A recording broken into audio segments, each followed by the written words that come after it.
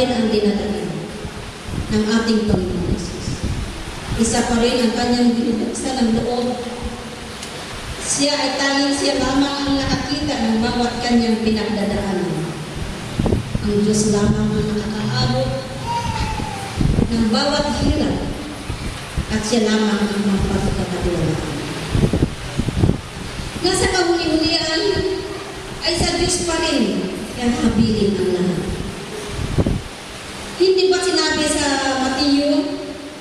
Mababasa natin ito sa Mateo chapter 11, verse 28. Lumapit kayo sa akin, kayong mga nabibigatan sa buhay, at bibigyan ko kayo ng kaginhawaan.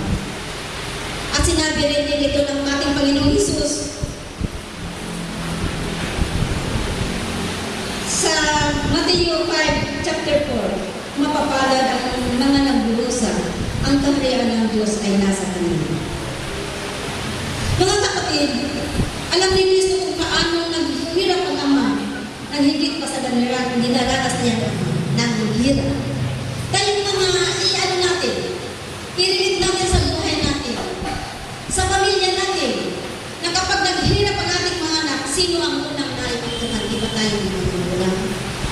Kaya ganoon din ang ating Diyos Ama. Nasaktan siya nang nakita niya na ang kanyang buktong na anak ay nahirapan, naghirap dahil sa kasalanan sa buong sanlibutan.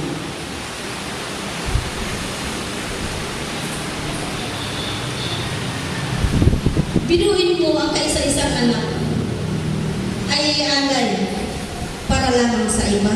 Sino ang makakapayag nito?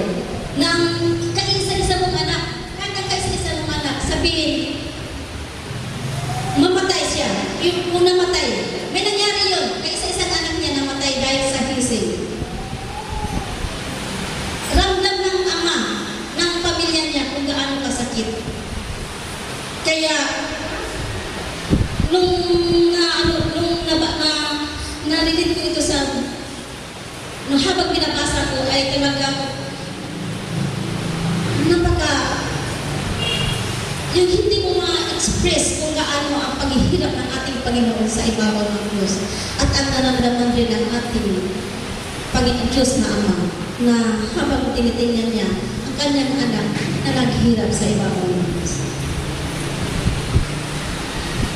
Kaya bilang tayo mga anak ng Diyos, ano ang ating may alay o maibigay man lamang sa ating Panginoon Jesus sa kabila ng kanyang ginawang pagtubos sa ating mga kasalanan?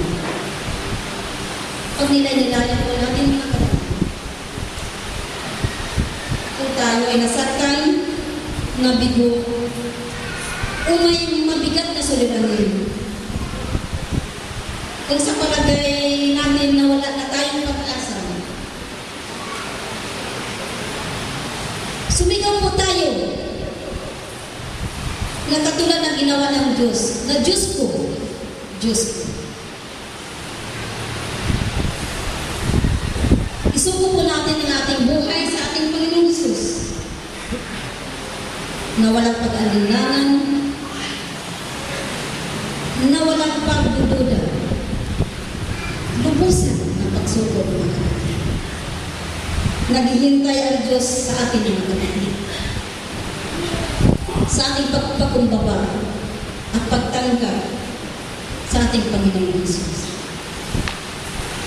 Ayon sa Pangalawang Korinto 5:21, hindi nagkasala si Kristo, ngunit dahil sa atin, kay binilang ng kasalanan, upang makipag-isa tayo sa Kanya at makabanal sa harapan ng Diyos sa pagpapalit. Kaya po mga kapatid, ito na ang pagkakataon. Kung tayo may mga suliranin, may mga agam-agam, o may mga hadlang pa sa ating buhay, ito na ang pagkataon na isugod natin ang ating buhay sa ating Diyos. Naghihintay po ang ating Panginoon sa pagbubuhay natin sa pangalan ni Jesus. Amen.